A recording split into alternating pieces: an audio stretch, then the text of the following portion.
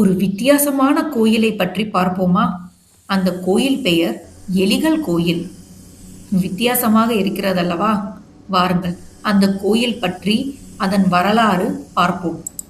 ராஜஸ்தான் மாநிலத்தில் உள்ள உதய்பூர் அருகே உள்ள மான் சம்பூர்ணா கர்ணி மாதா கோயிலை தான் பொதுவாக எலிகளின் கோயில் என்று பக்தர்கள் அழைக்கின்றனர். இந்த கோயிலில் எலிகள் மிகுதியாக இருப்பதாலும், புராண கதைப்படி எலிகளுக்கு முக்கியத்துவம் வாய்ந்த கோயிலாக இருப்பதாலும் இவ்வாறு பெயர் பெற்றுள்ளது. இந்த கோயில் தூத்தலாய் ஏரிக்கு அருகில் மஸ்ரா மக்லா மலையில் இயற்கை எழில் சூழ்ந்த பகுதியில் கட்டப்பட்டுள்ளது. இந்த கோயிலுக்கு செல்வதும் எலிகளை வழிபடுவதும் வித்தியாசமான அனுபவமாக இருக்கும்.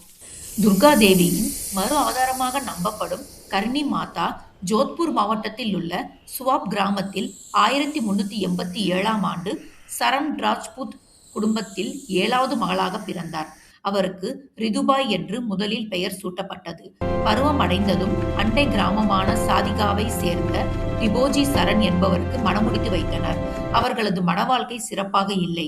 டிபோஜிக்கு ரிதுபாயின் சகோதரி குலாப்பை மணமுடித்து வைத்தனர். அதன் பின்னர் ரிதுபாய் கிராமத்தை விட்டு வெளியேறி நாடோடியாக திரிந்தார்.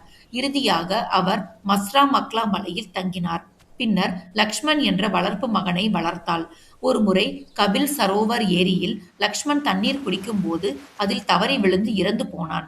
ரிதுபாய் இறப்பின் கடவுளான தர்மராஜானிடம் மகனின் உயிருக்காக மன்றாடினாள். தர்மராஜன் மறுத்துவிடவே ரிது தன் தெய்வீக சக்தியால் மகனுக்கு உயிர் கொடுத்து எலியாக மாற்றினார். அதன் பின்னர் ரிதுபாய் எலிகள் மீது அன்பு காட்டினார்.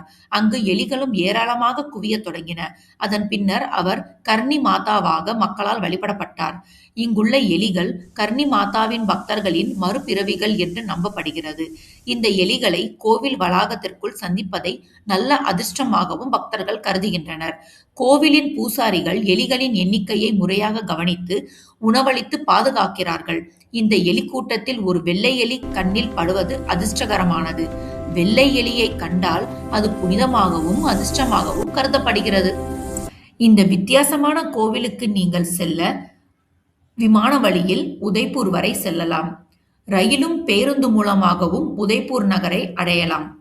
இது போல வித்தியாசமான கோயிலை பற்றி தெரிஞ்சுக்க கமெண்ட்ஸ்ல கோயில் டிவின்னு டைப் பண்ணுங்க. இது போன்ற ஆன்மீக தகவல்கள் மேலும் அறிய சேனலை லைக் பண்ணுங்க, ஷேர் பண்ணுங்க, சப்ஸ்கிரைப் பண்ணுங்க.